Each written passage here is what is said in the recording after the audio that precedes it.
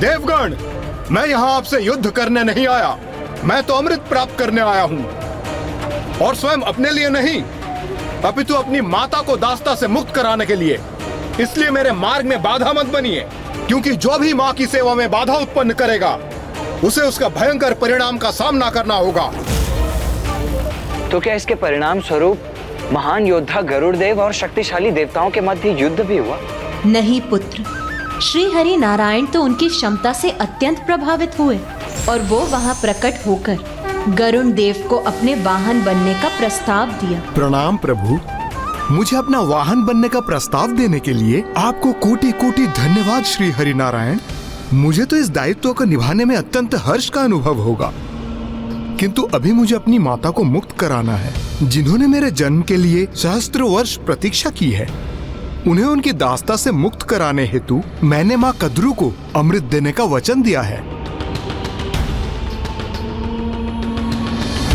जब आप स्वयं प्रभु श्री हरि नारायण के वाहन बनने वाले हैं, तो हमारा आपसे युद्ध करना व्यर्थ है। इसलिए माता कद्रू तक अमृत पहुंचाने में हम आपके सहायक बनेंगे।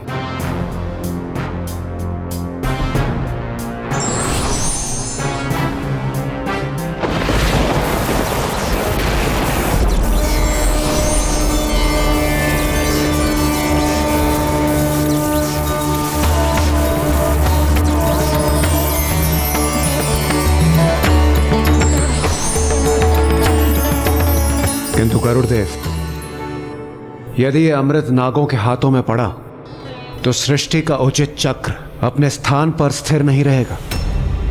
आप अपने वचन अनुसार जैसे ही देवी कद्रू को अमृत प्रदान करेंगे और वो देवी विंता को मुक्त कर देंगी, मैं उसी समय उनसे पुनः अमृत प्राप्त कर लूंगा।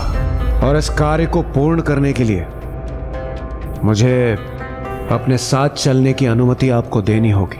किंतु क्या ये नागों के साथ अन्याय नहीं होगा?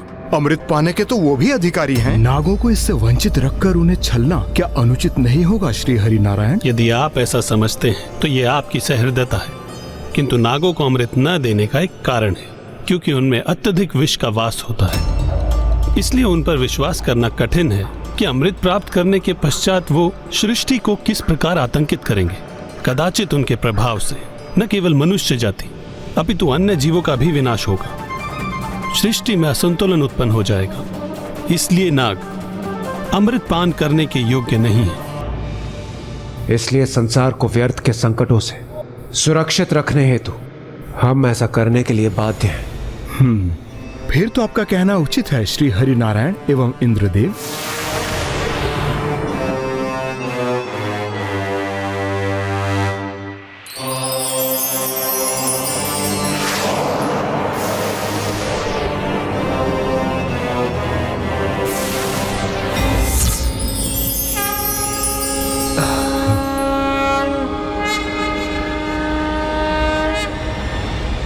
प्रणाम प्रभु। फिर देव विनीता के पुत्र गरुड़ देव अमृत तो लेकर आए, किंतु उसके साथ छिपा लाए उस छलिए देवराज इंद्र को। चाहते आप लोगों को क्यों? आपके साथ छल कर सके, कपट कर सके, इसी कारण। अब ये पूर्ण रूप से हमारे प्रभाव में आ रहे हैं। सफल हो रही हमारी योजना। शीघ्र अति शीघ्र ही अब हम इन समस्त नागों को माया के वशीभूत कर जड़ कर देंगे, ताकि ये नाग दुर्गमासुर के अनुष्ठान में एक कवच का कार्य कर सके। और फिर गरुड़ देव नागलोक पहुंचे और नाग माता देवी कद्रू के समक्ष अमृत कलश प्रस्तुत किया और सदैव के लिए अपनी माता को उनके दास्तां से मुक्त करा दिया। आज से तुम हम नागों की दास्ता से मुक्त हो। पुत्र,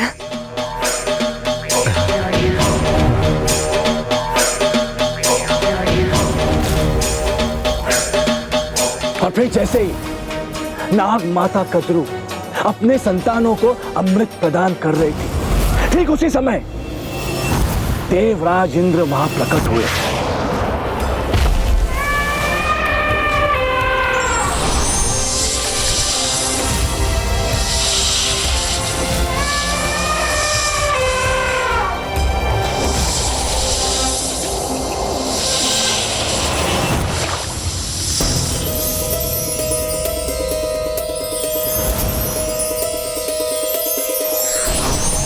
इन छलकी हुई बूंदों का जितना लाभ उठा सकते हो उठा लो। अमृत की बूंदों को पीने के लिए जब नाग संघर्ष करने लगे तो खड़क के समान तीक्ष्ण धार से युक्त उन घासों के कारण ही उनकी जिह्वा 2 भागों में विभक्त हो गई। इसीलिए नाग देवराज इंद्र और अन्य देवताओं को अपने 2 भागों में विभक्त जिह्वा के लिए दोषी मानते हैं। और मुझे ज्ञात है वो दुष्ट मायासुर नागों की उसी सुप्त घृणा को जागृत करने का प्रयास करेगा। और जब किसी के मन में द्वेष की ऐसी भावना जागृत होती है तब उसका हृदय, उसकी बुद्धि दोनों विषाक्त हो जाती है। और अमृत के उन कुछ बूंदों से दुर्वा धूप तो पवित्र हो गई, किंतु आप सभी को अमृत प्राप्त नहीं हुआ। यदि कुछ प्राप्त हुआ तो वो था मात्र आपके जिह्वा का विभक्त होना। अपनी मात्र भक्ति का कितना अनुचित फल प्राप्त हुआ आपको। आपकी विभक्त जिह्वा। अमृत मंथन में आपके परिश्रम का क्या फल प्राप्त हुआ आपको। आपका विषैला शरीर। और इन सब के लिए उत्तरदायी कौन है? वो दुष्ट देवता।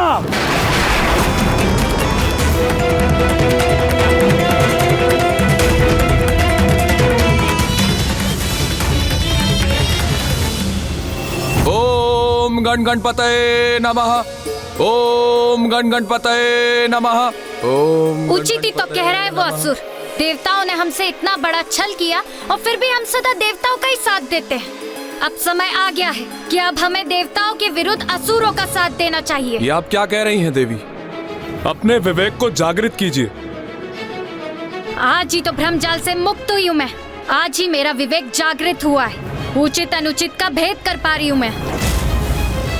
भ्रमित तो वो असुर कर रहा है आपको और नागलोक के अन्य वासियों को।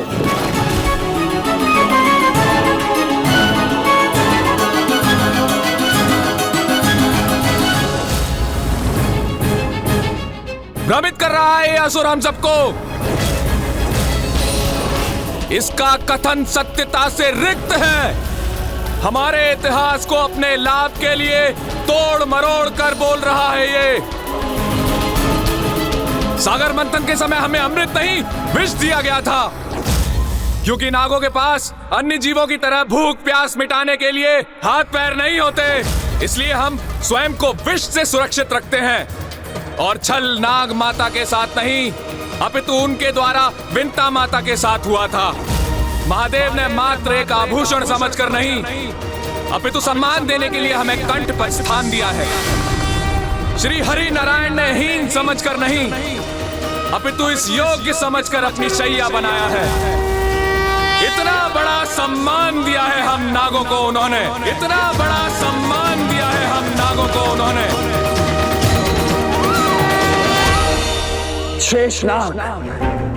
शेषनाग तो स्वयं भ्रम में है।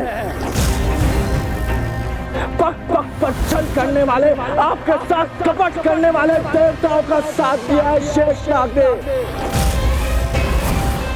आप सर्वशक्तिशाली नागों को तो हमारे साथ होना चाहिए, मायासुर के साथ, जो आपको शक्ति और महानता के पथ पर लेकर जाएगा।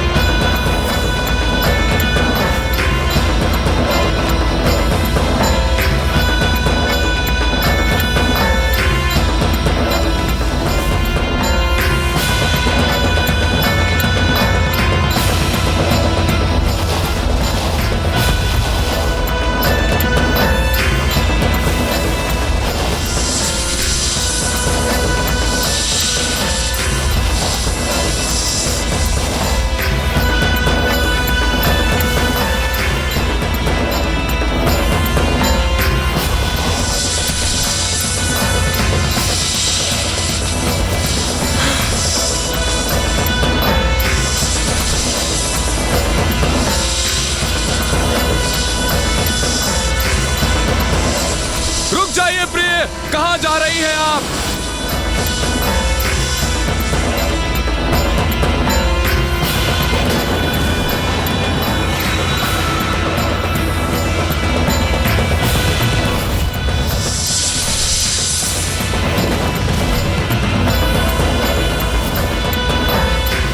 प्रिय, रुक जाओ प्रिय, रुक जाओ, रुक जाओ प्रिय।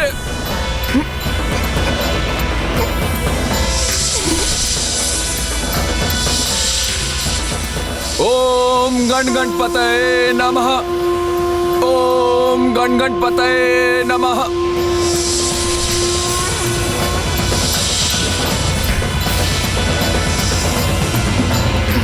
रुक जाओ प्रिय, ऐसा अनर्थ मत करो। उसके किसी भी कथन पर विश्वास मत करो। रुक जाओ प्रिय, रुक जाओ।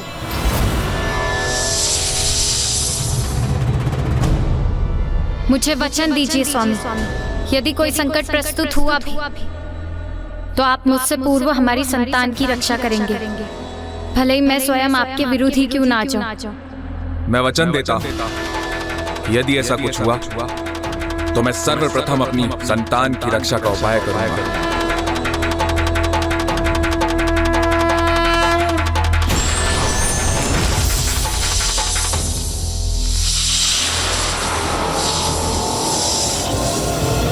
यदि ये उस दुष्ट की कुटिल योजना है तो हम अभी जाकर नागों की रक्षा करेंगे।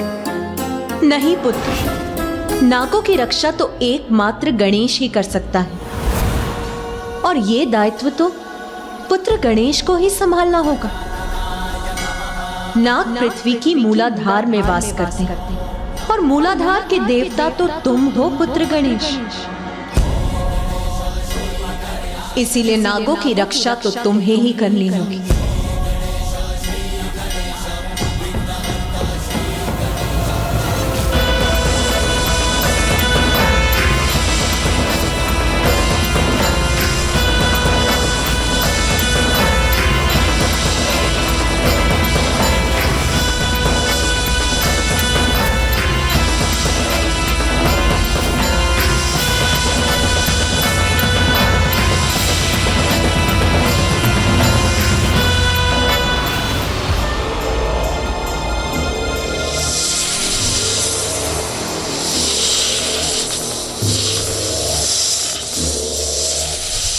अब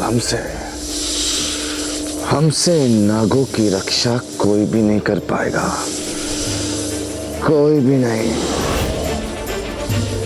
जाओ जाओ और जाकर मिट्टी को अपना आहार बनाओ और इस गुफा में बिछकर जड़ हो जाओ। जाओ।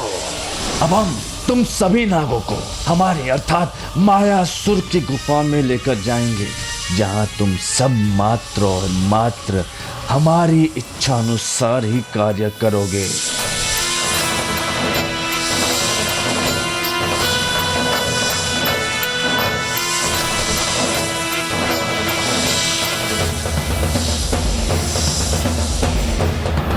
जय मां, जय जय तामसिक माता।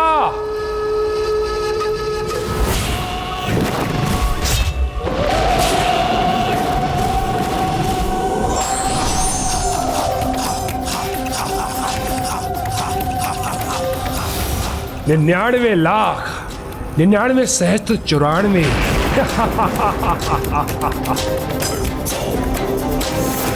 अनुष्ठान की गणना अब कोठी तक पहुंचने वाली है। अब तक न कोई बांधा न विघ्न, और इस देवी आदि शक्ति को पराजित करने के लिए 94 करोड़ बार के अनुष्ठान को पूर्ण करके ही रहेगा ये दुर्गमासुर।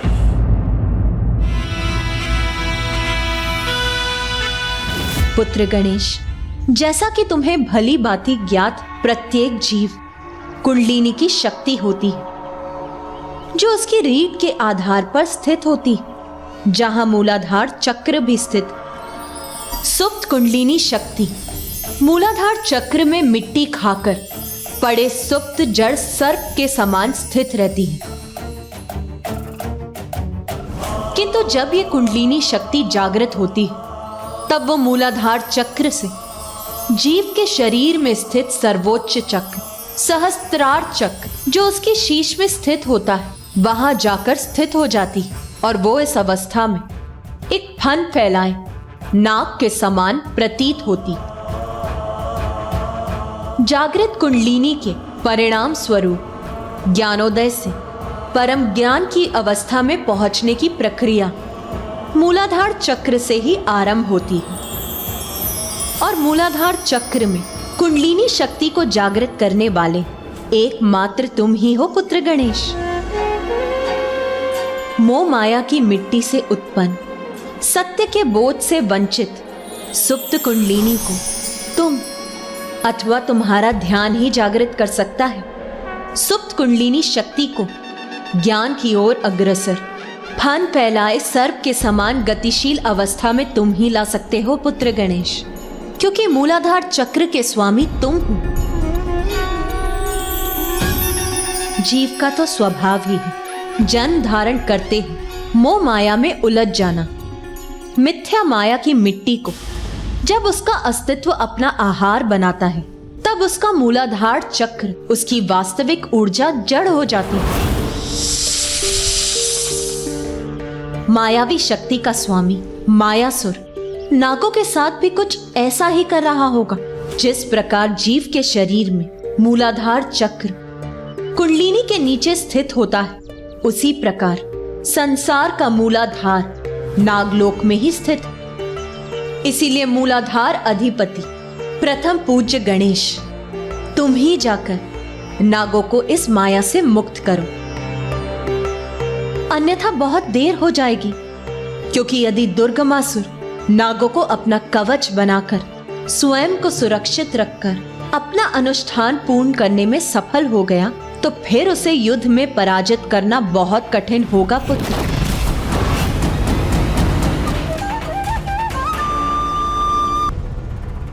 हट जाइए मेरे मार्ग से शेषनाग। मुझे मेरे अंड को लेकर आगे बढ़ने दीजिए अपने मार्ग पर। मेरे रहते ये कदापि संभव नहीं। तो फिर मेरा सामना करने के लिए तैयार हो जाइए।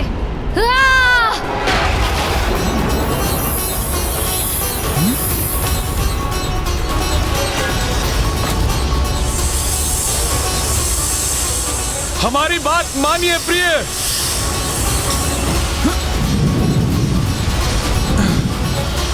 उत्तम, अति उत्तम, अद्भुत, अति अद्भुत।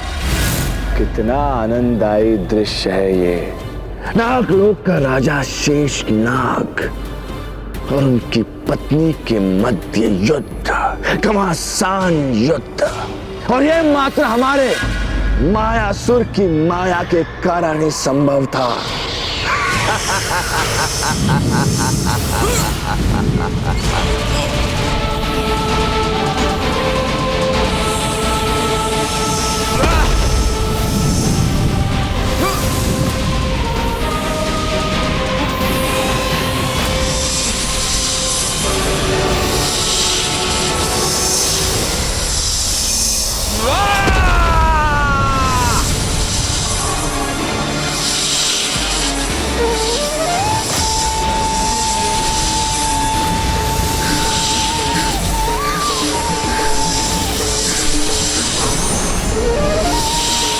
प्रतीत होता है मेरी फुफकार से अपना नियंत्रण खोकर उन नुकीली शिलाओं से युक्त पर्वत की ओर फिकी चली जा रही है देवी नागलक्ष्मी। कहीं वो आहत ना हो जाए।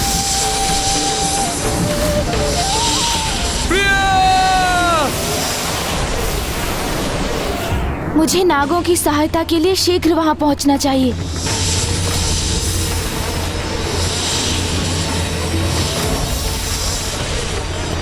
अब नागलोक पहुंचने में अधिक समय नहीं लगेगा मुझे।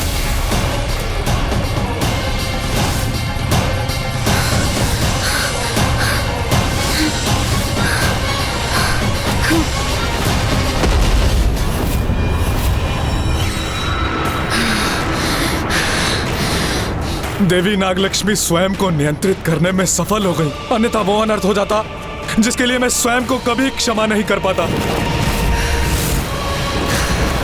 देवी नागलक्ष्मी तो अभी भी अत्यंत क्रोधित प्रतीत हो रही हैं।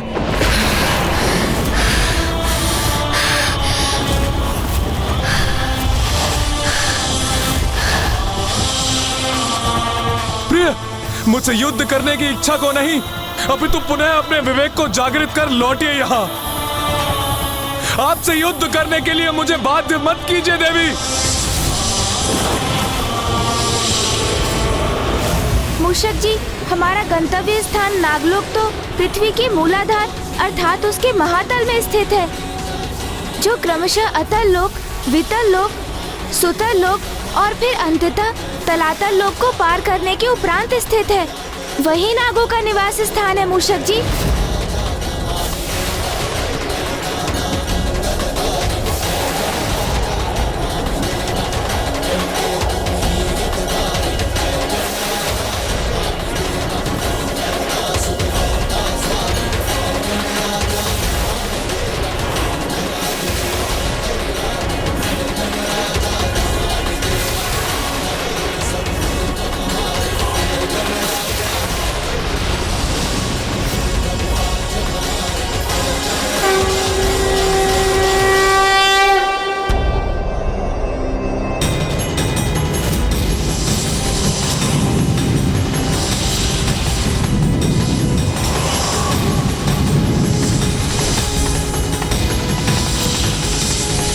रुक जाइए प्रिय। कैसी उलझन है ये। मैं देवी नागलक्ष्मी को विजयी नहीं होने दे सकता, क्योंकि यदि ऐसा हुआ तो वो स्वयं भी उस असुर के मायाजाल में उलझी रहेंगी और हमारी संतान का भी वही परिणाम होगा।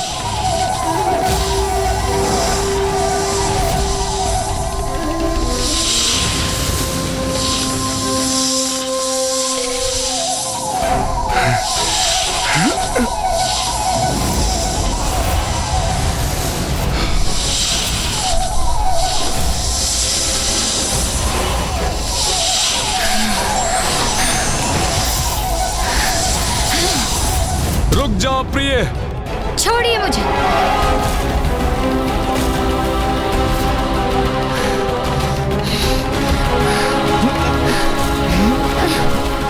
छोड़िए मुझे, मुक्त कीजिए।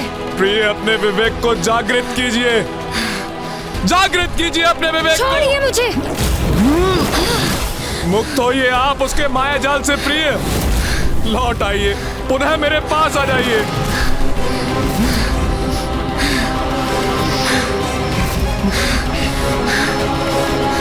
आप पर छाया ये माया का भ्रम नष्ट करने के लिए आपको यहाँ से दूर ले जाना होगा मुझे।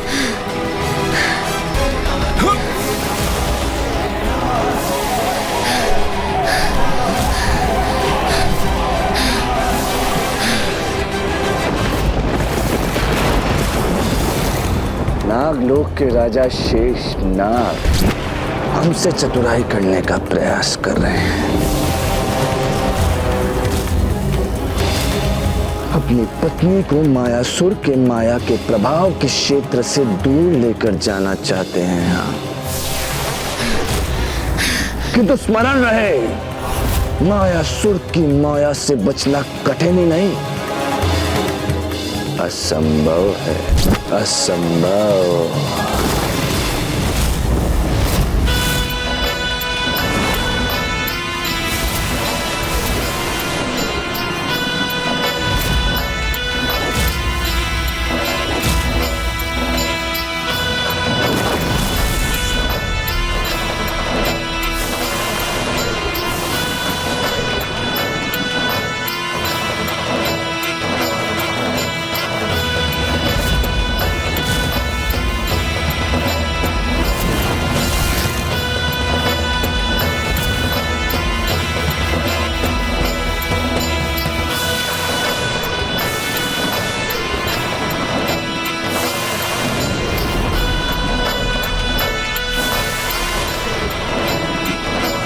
उस दुष्ट ने तो अपनी माया के प्रभाव में वृद्धि कर दी।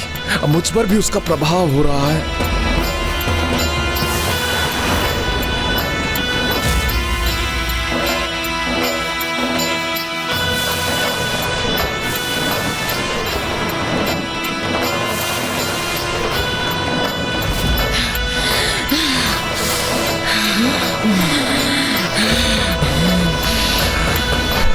ये जकड़ तो क्षण पड़ गई है। यही उचित अवसर है अपने समस्त बल का प्रयोग कर इस चक्कर से मुक्त होने का।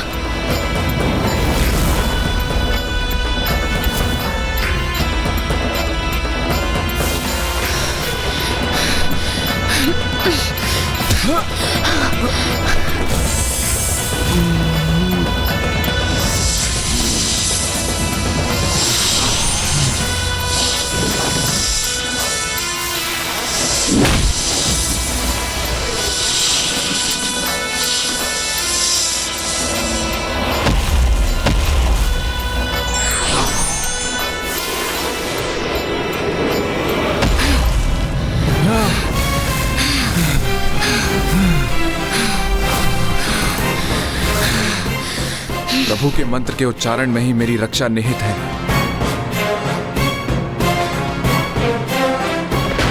ओम गण गणपतये नमः। ओम गण गणपतये नमः।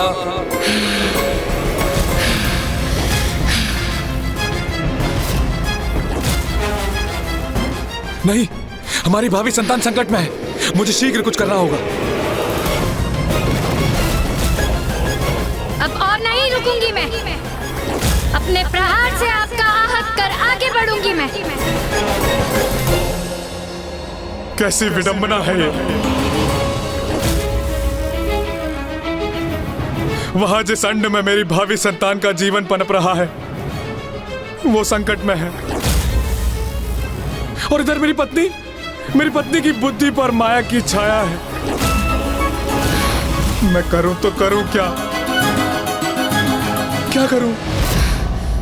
हे मूलाधार के स्वामी, प्रथम पूज्य गणेश जी, अब आप ही मेरी सहायता कर सकते हैं।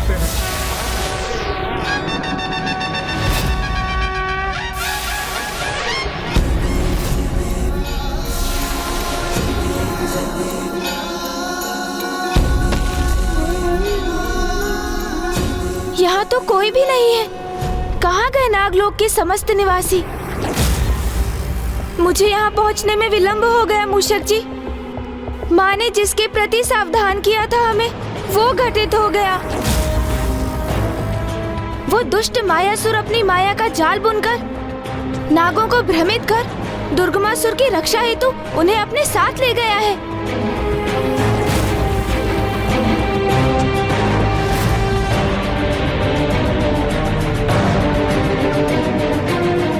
हमें उन्हें शीघ्र ढूंढकर शेषनाग जी के साथ देवी नागलक्ष्मी की अंड की रक्षा भी करनी है।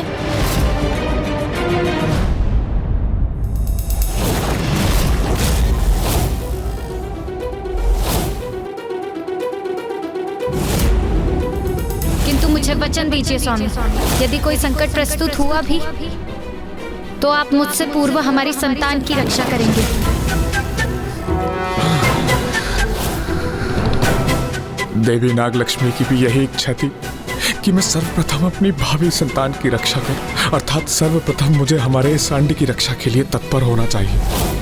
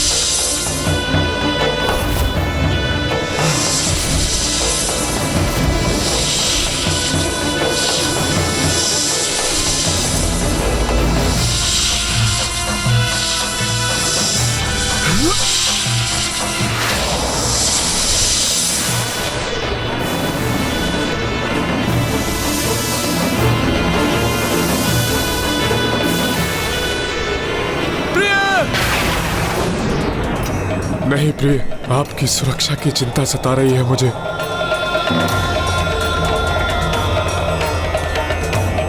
सर्वप्रथम मेरी अपनी संतान की रक्षा सुनिश्चित करना अनिवार्य है, फिर मैं आपको यहां से सुरक्षित ले जाने के लिए भी लौटूंगा।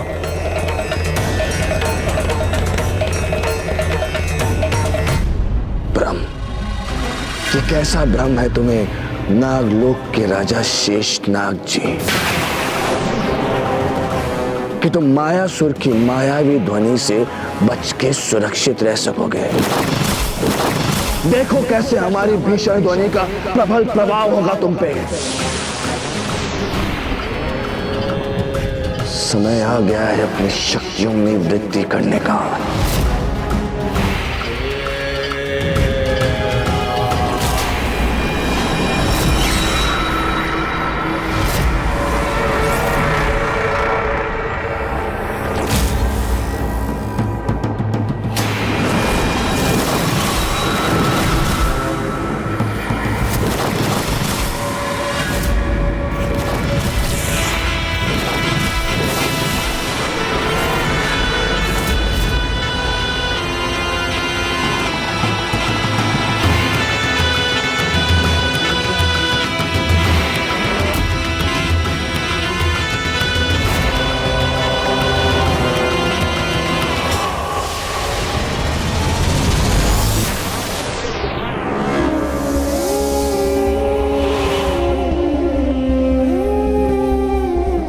कैसा अनर्थ हो गया ये। सभी नाग प्रभावित हो गए इस दुष्ट की माया से।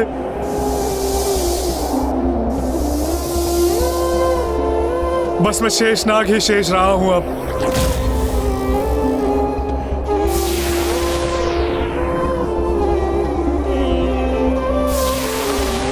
अब तो आप ही हमारा संकट दूर कर सकते हैं प्रभु।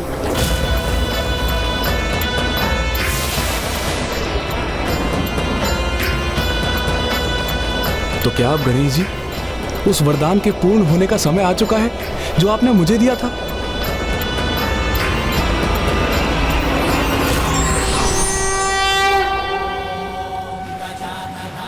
प्रणाम प्रथम पूज्य गणेश जी। प्रणाम शेषनाग जी। प्रभु, आप तेजस्वी हैं, बुद्धि और चतुराई में श्रेष्ठतम हैं आप। अपनी असंख्य लीलाओं से आपने अनेकों बार इस सृष्टि की रक्षा की है और संसार को उन लीलाओं का साक्षी बनने का सौभाग्य प्रदान किया है प्रभु। शेषनाग जी, आप मेरी लीलाओं का उल्लेख अकारण तो नहीं कर रहे हैं, इसलिए कहिए आप मुझसे चाहते क्या है? मैं आपके समान तेजस्वी पुत्र चाहता हूँ गणेश जी। मेरे समान? किंतु मेरे समान तो एकमात्र मैं ही हूँ, तो क्या आप मुझे ही अपने पुत्र के रूप में चाहते हैं शेषनाग जी? प्रभु, आपको अपने पुत्र रूप में पाकर मैं धन्य हो जाऊंगा प्रभु। तथास्तु। प्रभु, धन्यवाद प्रभु। प्रथम पूज्य विघ्नहर्ता गणेश जी, आपने मेरे पुत्र रूप में प्रकट होने का वरदान दिया था मुझे। अब उसे पूर्ण करने का समय आ गया है प्रभु। मेरी सहायता करें और इस दुष्ट की माया को नष्ट कर हमें इस महासंकट से मुक्ति दिलाएं प्रभु। अब नागों की कुशलता आप पर ही निर्भर है प्रभु। सहायता करें, सहायता करें प्रभु। अब मैं करूं तो क्या करूं मूषक जी? मुझे आभास हो रहा है कि नागलोक के नाग संकट और कष्ट में है और मुझे किसी निष्ठावान भक्त की गुहार भी सुनाई दे रही है। ओम गण गणपतये नमः।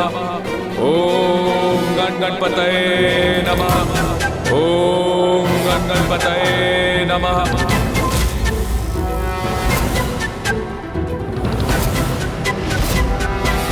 हृदय की पुकार तो सदा उचित दिशा निर्देश देती है हमें, इसलिए हमें सदैव उस पर ध्यान देना चाहिए और उसके ही अनुसार कर्म करने चाहिए।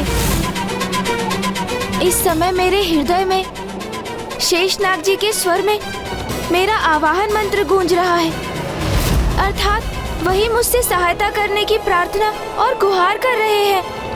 ओम गण गणपतये नमः। ओम गण गणपतये नमः। शीघ्रता कीजिए मूषक जी, चलिए। ओम गण गणपतये नमः। ओम गण गणपतये नमः। ओम गण गणपतये नमः।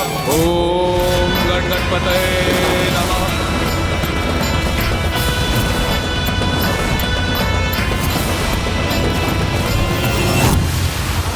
शेषनाग जी का स्वर तो इस दिशा से आ रहा है, अर्थात मुझे इसी ओर बढ़ना चाहिए।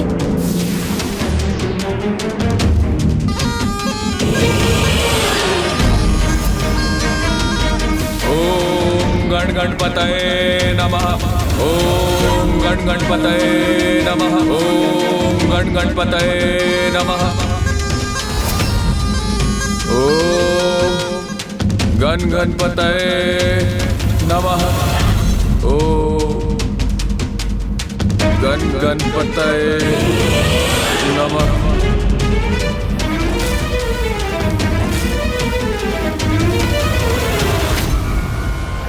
ओम गण गणपतये नमः। ओम गण गणपतये नमः।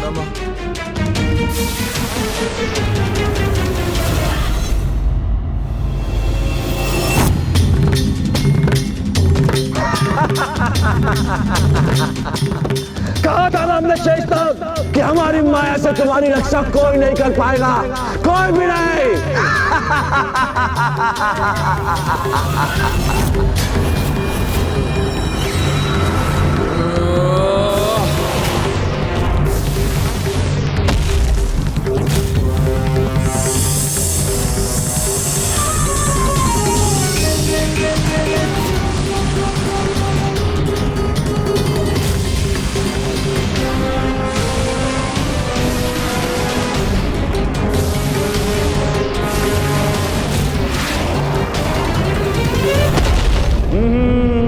मायासुर की मायावी नगरी में तुम्हारा स्वागत है शेषनाग। तुम्हारे अंड को खंडित करने का हमारा कोई विचार नहीं था, लेकिन तुमने सुना तो है ना कि गेहूं के साथ घुन को भी पीसना पड़ता है। तुम्हारे भूमि पे गिरते ही तुम्हारा अंड भी भूमि पे गिरा और खंडित हो गया, अर्थात तुमने उसे सदैव के लिए खो दिया। अब तुम निसंतान रहोगे, निसंतान, निसंतान, निसंतान।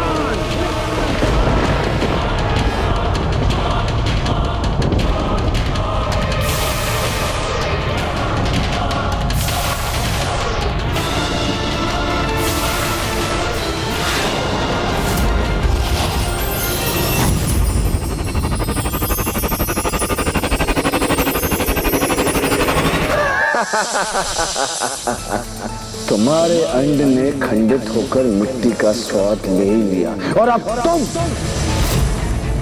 तुम भी जाओ और मिट्टी खाओ और अपनी पत्नी और अन्य नागों के बाती जाकर इस गुफा में स्थित हो जाओ और हमारे मित्र दुर्गमासुर की रक्षा करो। जाओ। नागलोक के राजा शेषनाग हमारे वशीभूत हो गए, मायासुर के माया के प्रभाव में आ गए।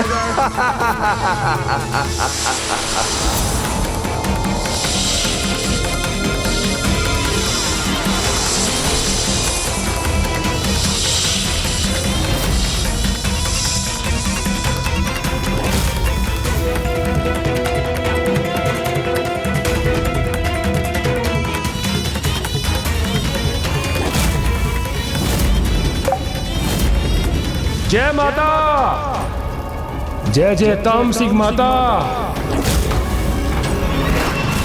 दुर्गमासुर हमारे परम मित्र, संसार के समस्त नाग जड़ अवस्था में तुम्हारे समक्ष तुम्हारी रक्षा के लिए उपस्थित हैं। और अब इस संसार में ऐसा एक नाग भी शेष नहीं है जो सचेत अवस्था में है। तुम शीघ्र, अति शीघ्र ही अपना अनुष्ठान पूर्ण करो और इस संसार में अजर, अमर, अविनाशी बन जाओ। हम बन जाएंगे नागलोक के राजा।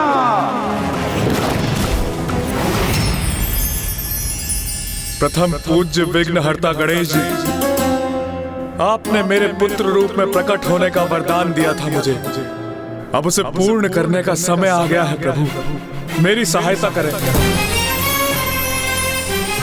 नागों की रक्षा के लिए एकमात्र पुत्र गणेश ही कर सकता है, क्योंकि मूलाधार चक्र के स्वामी तुम हो।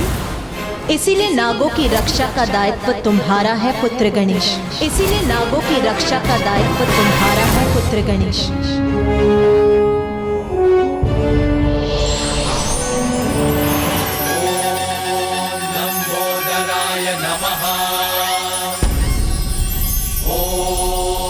एकदंताय नमः। ओम बुद्धिदाताय नमः। ओम सिद्धिदाताय नमः।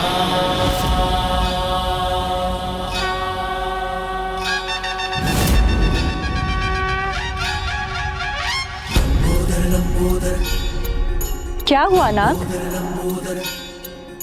प्रथम पूज्य गणेश का लंबोदर अवतार धारण करने का समय आ गया है।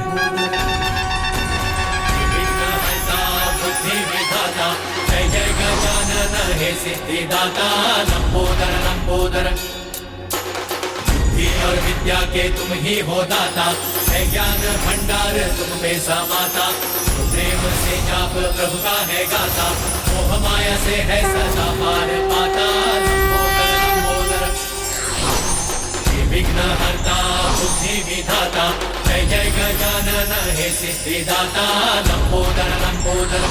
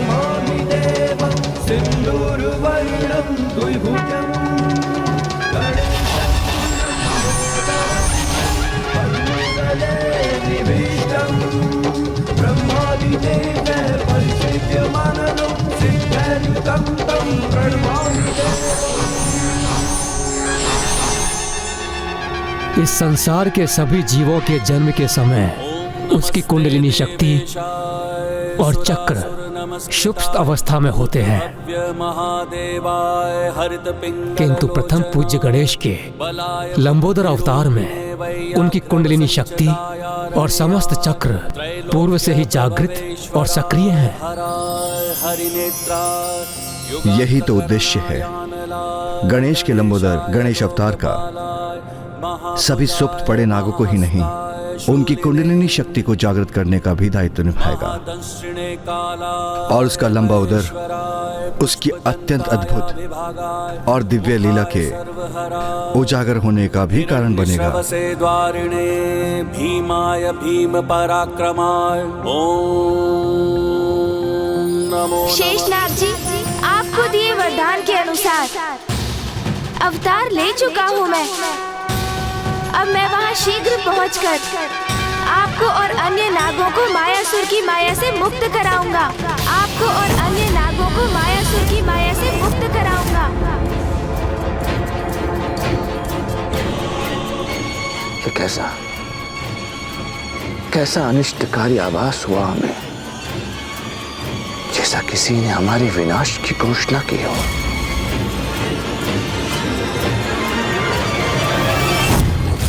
मायासुर ने तो अपनी असीम माया से अपने पिता ब्रह्मदेव को भी प्रभावित कर लिया था। उसकी माया को पराजित करने के लिए मुझे प्रस्थान करने से पूर्व प्रभु श्री महागणपति जी का अभिनंदन कर उनका आशीष प्राप्त करना चाहिए। वही मुझे इस कठिन कार्य में सफलता प्रदान करवाने में सहायक बनेंगे।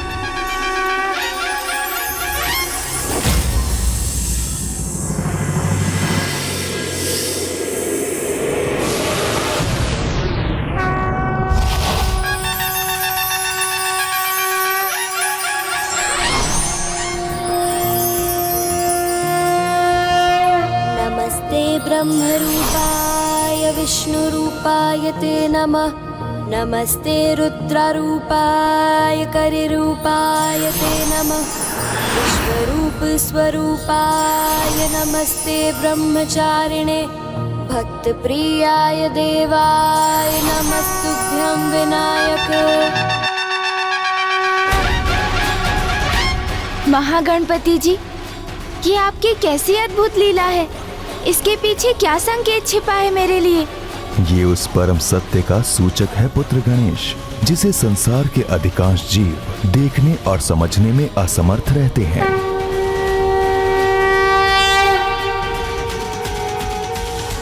ब्रह्मांड के कण कण में मेरा ही वास है और सभी में मेरा अंश व्याप्त है।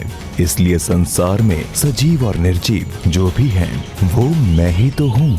संसार का कोई भी अस्तित्व मुझसे भिन्न नहीं, सभी मुझसे संपूर्ण होते हैं, क्योंकि मैं ही सर्वथा संपूर्ण हूँ, परम ब्रह्म ईश्वर हूँ।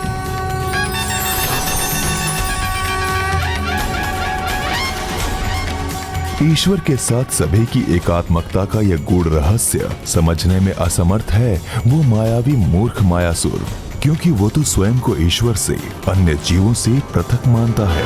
इसलिए उन्हें कष्ट पहुंचाने के लिए उन पर अपनी तुच्छ माया का प्रयोग कर उन्हें अकारण कष्ट देने का पाप करता है। उस अहंकारी को ज्ञात ही नहीं कि उसकी माया से भी सर्वोच्च एक माया है, गणेश माया, जिसका प्रयोग कर तुम उसकी तुच्छ माया को परास्त करो पुत्र। गणेश माया प्रभु? हाँ पुत्र, सांसारिक माया मुझसे ही उत्पन्न होती है। उसी माया से प्रभावित हो संसार के प्राणी निज स्वार्थ एवं सांसारिक सुख समृद्धि प्राप्त करने के लोभ में आकर उचित पद से भ्रमित हो जाते हैं, भूल जाते हैं कि उनकी आत्मा स्वयं मेरी अर्थात परमात्मा की ही तो अंश है, मेरी ही स्वरूप है। किंतु जब वो मेरी भक्ति करते हैं तो मेरी ही शक्ति से माया भ्रम मिट जाता है। उनमें पुनः मुझसे एकात्मकता का भाव जागृत होता है और उन्हें भान होता है कि वो स्वयं सतचित आनंद आत्मा है। तुम मेरे अवतार हो गणेश, इसलिए माया उत्पन्न करने की शक्ति तो तुम में भी है। गणेश माया के धनी हो तुम, जिस गणेश माया से तुमने नारायण का शंख धारण कर लिया था, और जगत के पालनहार नारायण, जिनसे संसार का कोई क्रियाकलाप छुपा नहीं, उन्हें उसका आभास भी नहीं हुआ। और इस अवतार में तो तुम्हारी कुंडलिनी शक्ति पूर्व से ही जागृत है, इसलिए तुम्हारे भीतर गणेश माया का समावेश भी आरंभ से ही है। तुम्हें तो बस उसका प्रयोग मात्र करना है।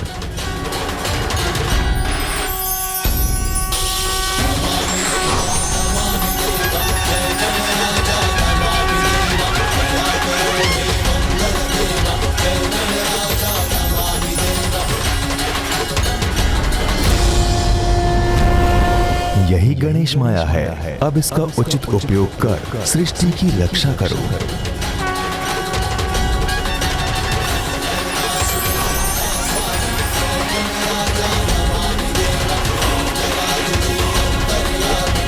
प्रणाम महागणपति जी।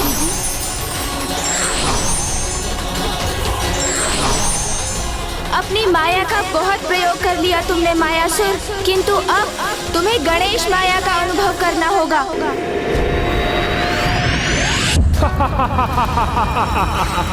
एक करोड़।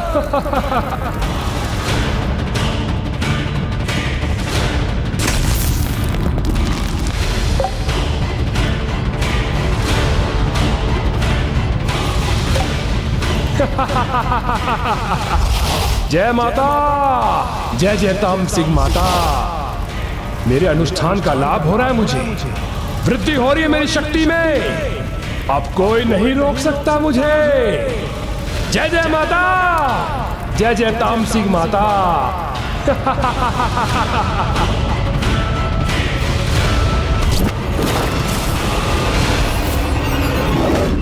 क्योंकि इससे पूर्व जो असंभव था, आज हमने मायासुर ने अपनी माया के प्रभाव से संभव कर दिखाया।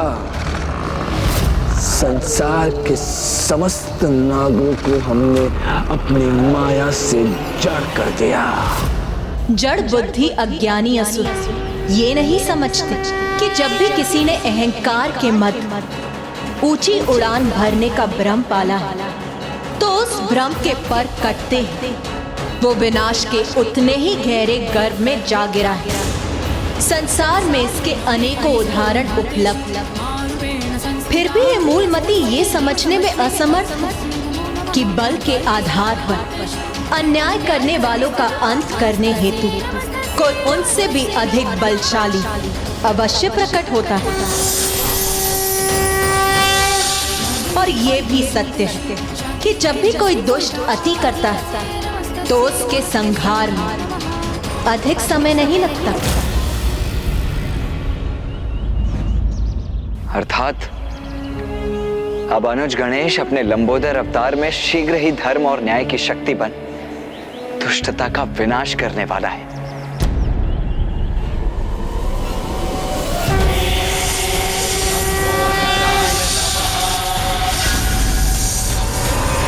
तो यही है वो दुष्ट मायावी मायासुर। तुम्हारा मित्र मायासुर तुम्हें अपने लक्ष्य से विचलित नहीं होने देगा। मित्र, तुम निश्चिंत हो जाओ और निश्चिंत होकर अपना अनुष्ठान पूर्ण करो और बन जाओ संसार के सर्वशक्तिशाली असुर।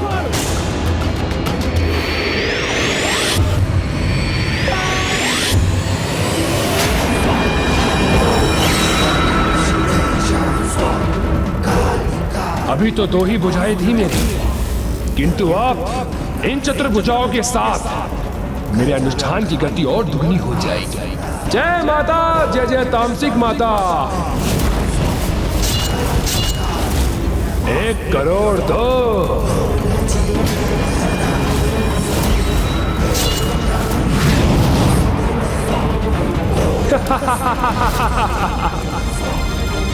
एक करोड़ दी।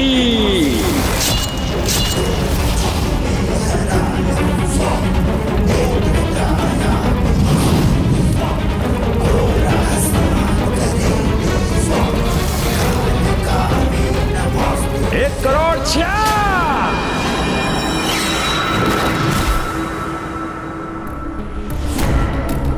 उत्तम, अति उत्तम मित्र। इसी प्रकार अपना अनुष्ठान करते रहो। तुम्हारा ये मित्र तुम्हारे अनुष्ठान में कोई बाधा नहीं आने देगा। हमने संसार के समस्त नागों को जड़ अवस्था में यहाँ उपस्थित किया है। और तो और नागलोक के राजा शेष नाग भी यहाँ उपस्थित हैं। मित्र, अब इस संसार में कोई भी नाग शेष नहीं रहा। निश्चिंत हो जाओ और अपना अनुष्ठान शीघ्र अति शीघ्र पूर्ण करो। किंतु मैं तो शेष हूँ अभी, सर्वथा कुशल और पूर्ण रूप से चेतन अवस्था में।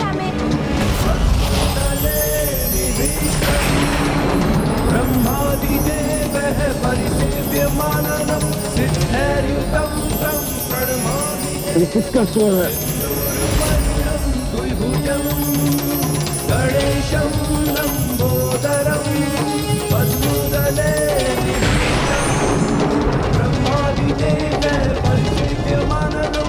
अवश्य अवश्य कोई ना कोई हमारे समीप आ रहा है, किंतु हमें स्पष्ट स्पष्ट दिखाई क्यों नहीं दे रहा? कौन है तू? समक्ष हमारा परिचय दे अपना।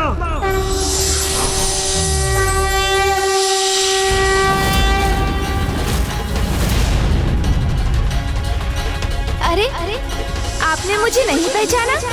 मैं तो एक छोटा सा नाग हूँ। देखिए देखिए।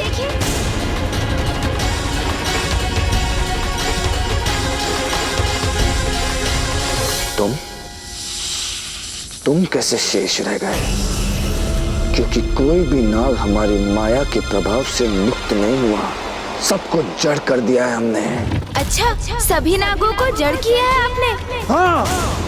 कदाचित ये सत्य नहीं, मात्र भ्रम है आपका।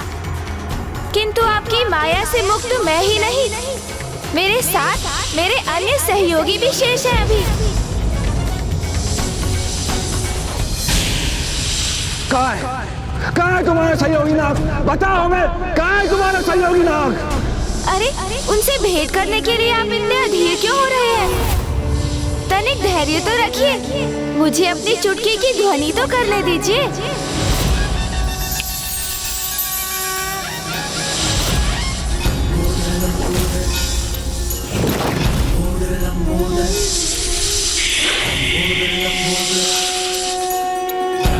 सारा ऊपर में समायो, माया सुर की माया पर में मिटायो। सृष्टि पे संकट है जब कोई आयो, महिमा से अपनी प्रभु ने बचायो। लंबोदर लंबोदर लंबोदर लंबोदर।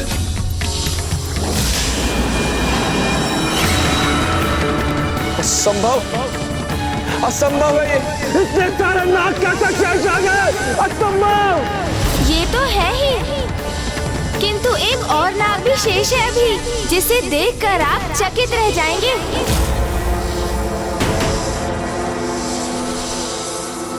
हाँ, एक अत्यंत विशेष नाग शेष है भी। कौन है?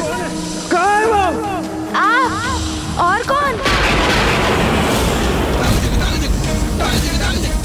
आप भी तो स्वयं एक नाग ही है।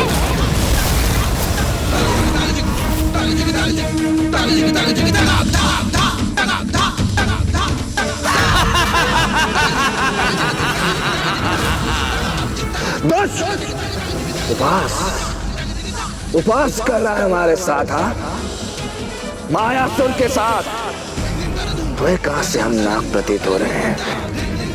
हम असुर, असुर, मायावी असुर, अत्यंत ही शक्तिशाली और मायावी मायासुर। ध्यान से देखो हमें, ध्यान से, ऊपर से लेके